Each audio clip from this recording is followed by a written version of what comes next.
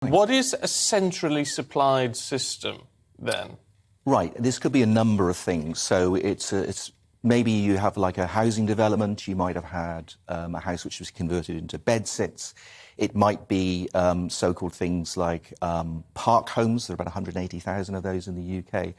And what happens is the electricity is supplied, if you like, centrally, and then the individual apartments or whatever have sub-meters.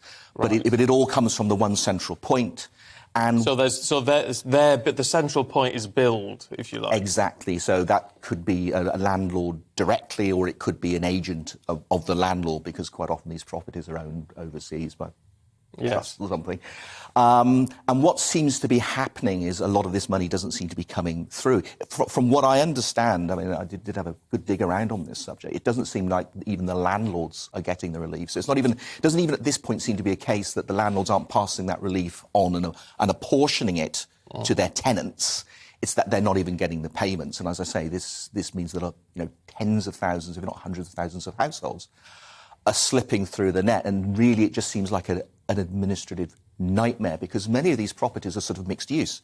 So, for instance, you might have, and there was one example where I think it was 62 apartments being administered by a landlord in Devon, and they said, well, the majority of these homes are holiday homes, and they shouldn't be getting any kind of support at all, and quite rightly so.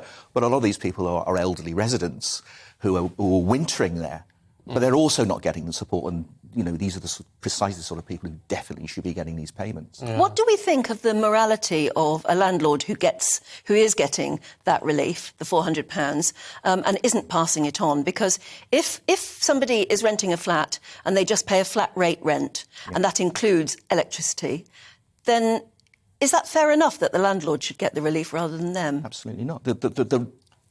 Why? The relief is it? Why absolutely not? If someone's paying a flat rate rent, including all the bills, and the bills go up, that's not going to be then reflected in their rent, is it, under the contract? Well, at the end of the day, this is public money, and the policy is intended to go to the households. It's not intended to go to the people who are renting, the bill the land. Yeah. So that's the situation, and at the end of the day, OK, this relief isn't means tested.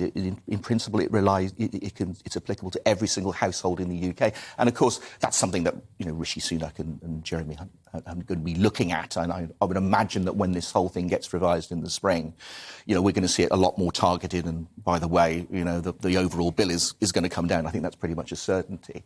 But as it stands at the moment, these people are entitled to the payments. It's not coming through now. Whether or not the landlord wants to offset that by not passing that on, we'll find. But there's no legal obligation, is there, for a landlord to pass on that? If they're the bill payer, then where's the legal obligation for them to pass that discount on? I'm not a lawyer, so I'm afraid I can't answer that question. And I think more disturbingly, even though this policy was first introduced in February this year, it seems that the government hasn't worked that out either.